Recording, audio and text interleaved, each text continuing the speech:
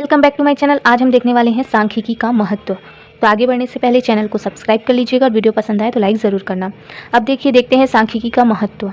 तो सांख्यिकी का महत्व प्राचीन काल में क्या था। तो देखिए, तो प्राचीन काल में जो सांख्यिकी है उसका उपयोग क्या था, शासन व्यवस्था तक ही क्या था, सीमित था। तो इसका महत्व भी कहाँ तक सीमित था, शासन व्यवस्था तक सीमित था। किंतु आज के समय में अगर हम देखें तो ये आर्थिक क्षेत्र हो, राजनीतिक हो, सामाजिक हो या फिर प्राकृतिक, सभी विज्ञानों की तर्कपूर्ण विवेचना में सांख्यिकी का महत्वपूर्ण स्थान बन गया है। अर्थात जितने भी सब्जेक्ट हैं उनको क्या विज्ञान माना जाता है, और उन विज्ञान की तर्कपूर्ण विवेचना करना, अर्थात सोच समझ के उसका परीक्षण करके, विश्लेषण करके हम जो परिणाम प्राप्त करते हैं उन सब को करने के लिए सांख्यिकी क्या करता है, बहुत ही महत्वपूर्ण स्थान रखता है उसमें। तो वही बताया गया है कि पहले तो सांख्यिकी का जो प्रयोग था वो शासन व्यवस्था तक ही सीमित था, किंतु आज के समय में अगर हम देखें तो सांख्यिकी का जो उपयोग है वो हर क्षेत्र में महत्वपूर्ण है। वास्तव में सांख्यिकी आज प्रत्येक व्यक्ति को प्रभावित करता है। देखो दिया है ना, वास्तव में जो सांख्यिकी आज प्रत्येक व्यक्ति को प्रभावित करती है और उसके जीवन के अनेक बिंदुओं को स्पर्श करती है।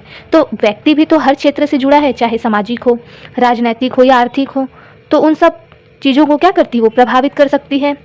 तो वहीं दिया है, क्रॉक्सटन एवं काउडेन के शब्दों में अगर हम देखें तो आज हमारे प्रयास का शायद कोई ऐसा पहलू हो जहां सांख्यिकी रीतियों की कुछ उपयोगिता ना हो। अर्थात अगर हम देखें तो आज के समय में हर क्षेत्र में, हर पहलू में सांख्यिकी रीतियों का एक महत्वपूर्ण स्थान है। और विभिन्न क्षेत्रों में सांख्यिकी के महत्व को देखें तो हम निम्न प्रकार से बांट सकते हैं। तो देखते हैं सांख्यिकी का महत्व और किन किन क्षेत्रों में है। तो देखिए, शासन प्रबंधन में महत्व। सांख्यिकी का जो महत्व है वो शासन प्रबंधन में कैसे है। तो राज्य शासन प्रबंधन की दृष्टि से सांख्यिकी का इतना अधिक महत्व है कि इसका प्रारंभ ही राजकीय विज्ञान के रूप में हुआ है। अर्थात ये इतना महत्वपूर्ण है कि इसका जो प्रारंभ हुआ वही एक राजकीय विज्ञान के रूप में हुआ।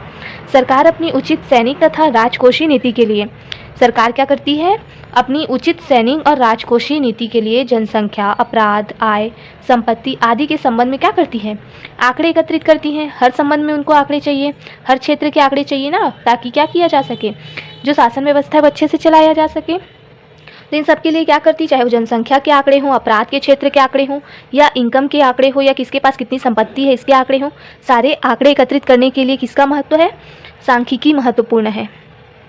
तो अगर हम देखें तो वर्तमान समय में कल्याणकारी राज्य की विचारधारा के कारण, कल्याणकारी अर्थात सभी व्यक्तियों को समान रूप से मानना है ना, उनके बारे में सोचना, यही सब तो एक कल्याणकारी राज्य की विचारधारा है। तो उसी के कारण इसका महत्व और अधिक बढ़ जाता है। तो हमारा जो देश है तो वर्तमान में क्या है, कल्याणकारी राज्य की विचारधारा चल रही है, और इसी कारण जो सांख्यिकी वो और भी उसका महत्व बढ़ जाता है। आज देश की सरकार को विभिन्न दृष्टिकोणों से आंकड़े एकत्रित करने पड़ते हैं। हर तरीके से क्या करती, वो आंकड़े एकत्रित करती है। इसीलिए कहा जाता है कि सांख्यिकी को शासन प्रबंधन के नेत्र कहा जाता है। तो याद रखिएगा, जो सांख्यिकी है ना वो शासन प्रबंधन का क्या है, नेत्र भी है। अब देखते हैं दूसरा, आर्थिक नियोजन में क्या महत्व है सांख्यिकी का। तो देखिए, आर्थिक नियोजन में क्या महत्व है। तो आज के नियोजन युग में, अर्थात नियोजन का मतलब क्या होता है, योजनाएं बनाना। तो नियोजन के युग में सांख्यिकी का आर्थिक नियोजन के क्षेत्र में, अर्थात जो आर्थिक योजनाएं बनती है ना उसके क्षेत्र में बहुत महत्वपूर्ण योगदान है। क्या है, आर्थिक जो क्षेत्र है उसमें क्या है, उसमें योजना बनाने के लिए इसका महत्वपूर्ण योगदान है, किसका, सांख्यिकी का। वर्तमान समय में विश्व के प्रत्येक देश, आज के समय में अगर हम देखें तो पूरे विश्व में अगर हम देखें तो उसके हर एक देश जो है, प्रत्येक देश अपने आर्थिक विकास की गति को क्या करना चाहते हैं, तीव्र करने में लगे हुए हैं। हर देश चाहता है कि उसकी आर्थिक जो गतिविधियां वो बढ़े, आर्थिक विकास हो, और इसके लिए आंकड़ों तथा सांख्यिकी रीतियों का उपयोग किया जाता है, ताकि क्या किया जा सके, हर देश क्या कर सके, अपने आर्थिक विकास की गति को और तीव्र कर सके। और इसके लिए क्या चाहिए, सांख्यिकीय रीतियों का प्रयोग करना है उनको। तो वास्तव में नियोजन की कल्पना आंकड़ों के आधार पर ही की जाती है। जो नियोजन की कल्पना करते हैं वो आंकड़ों के आधार पर ही कर पाते हैं, है ना। आंकड़े एकत्रित करते हैं, क्या करेंगे, पुराने आंकड़े एकत्रित करेंगे, नए आंकड़े एकत्रित करेंगे, क्या परिवर्तन है उसमें, क्या चेंजेस किया जा सकता है, ताकि क्या किया जा सके, आर्थिक विकास किया जा सके। तो इसके लिए क्या है, सांख्यिकी महत्वपूर्ण है ना, उसकी रीतियाँ महत्वपूर्ण है। और इस संबंध में अगर हम देखें तो प्रोफेसर है टिपेट, क्या है, टिपेट ने ठीक ही कहा है कि नियोजन आजकल का व्यवस्थित क्रम है और समयांकों के क्रिया नियोजन की कल्पना भी नहीं की जा सकती। अर्थात जो डेटा है उसके क्रिया नियोजन की कल्पना नहीं कर सकते। अतएव किसी भी आर्थिक नियोजन के निर्धारण तथा उसे सफलतापूर्वक चलाने के लिए क्या करना चाहिए, समयांकों अर्थात डेटा तथा सांख्यिकी रीतियों का प्रयोग बहुत ही महत्वपूर्ण हो जाता है। अब तीसरा पॉइंट क्या है, व्यापार एवं उद्योग में महत्व। तो देखेंगे व्यापार एवं उद्योग में इसका क्या महत्व है। देखिए, सांख्यिकी व्यापार एवं उद्योग की जीवन शक्ति है। क्या है? जो सांख्यिकी है वो व्यापार और उद्योग की क्या है? जीवन शक्ति है। अर्थात सांख्यिकी के माध्यम से ही व्यापार और उद्योग क्या हो रहे हैं? चल रहे हैं ना। और इसकी सफलता सांख्यिकी पर निर्भर करती है। जो व्यवसाय और उद्योग हैं वो सफल होंगे या नहीं, वो भी किस पे निर्भर है? सांख्यिकी पर ही निर्भर है। व्यापार तथा व्यवसाय में अनुमानों तथा संभावनाओं का महत्वपूर्ण स्थान होता है। किसी भी व्यापार को अगर हम स्टार्ट करते हैं तो हम क्या करते हैं? संभावनाओं के आधार पे अनुमान लगा के ही तो उसे स्टार्ट करते हैं ना। तो क्या है? अनुमानों और संभावनाओं का महत्वपूर्ण स्थान होता है। एक व्यापारी इन्हीं अनुमानों पर अपनी नीति तथा लक्ष्य निर्धारित करता है। उन्हीं अनुमानों के आधार पर व्यापारी क्या करता है?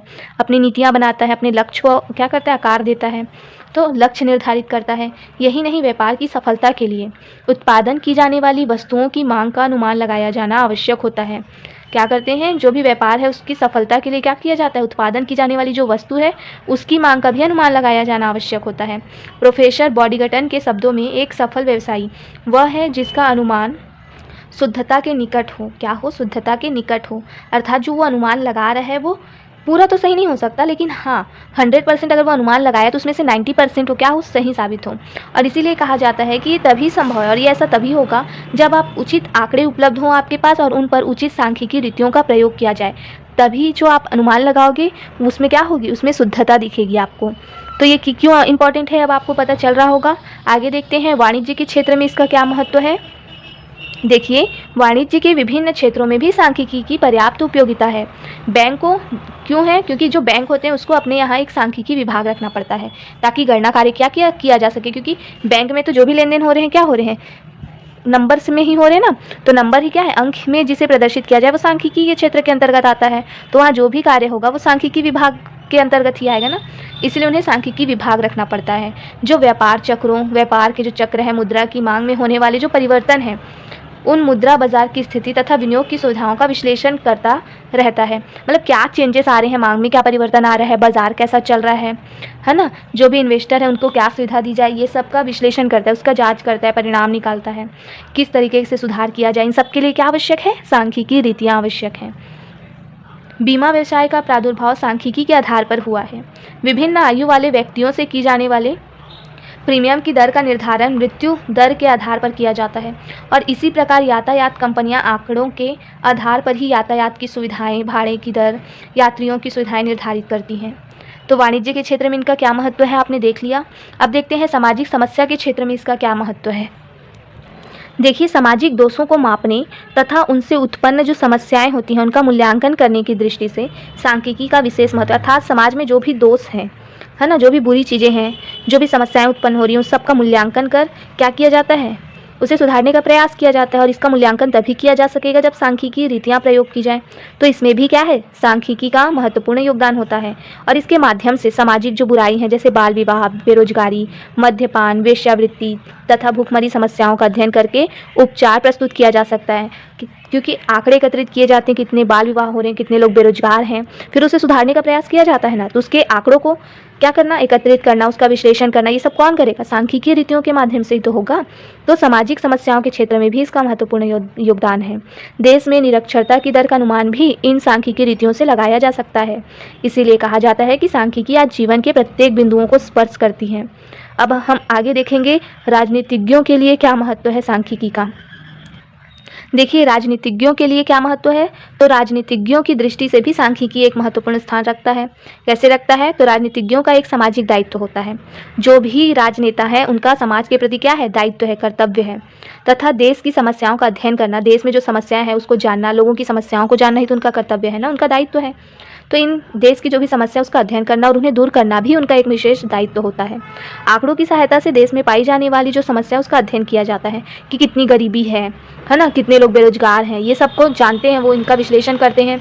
उसके बाद ही वो अपने विचार जो है संसद या देश के समक्ष रखते हैं और इस प्रकार देश के सभी लोगों का ध्यान इन समस्याओं की ओर जाता है।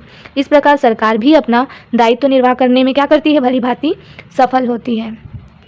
अब 7 पॉइंट है, देखिए, अन्य विज्ञानों के अध्ययन का आधार। तो ये उतना इम्पॉर्टेंट नहीं है, 6 पॉइंट जितने इम्पॉर्टेंट थे मैं आपको बता चुकी हूँ। तो आगे हम इसकी समस्याओं को जानेंगे, वो हम अगली वीडियो में देखेंगे, सांख्यिकी की क्या समस्याएं हैं। तो अब तक के लिए इतना ही। वीडियो पसंद आया हो तो लाइक ज़रूर करना, चैनल को सब्सक्राइब कर लेना ताकि आगे की वीडियो भी आपको मिलती रहे।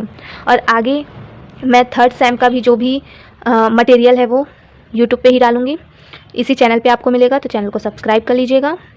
धन्यवाद।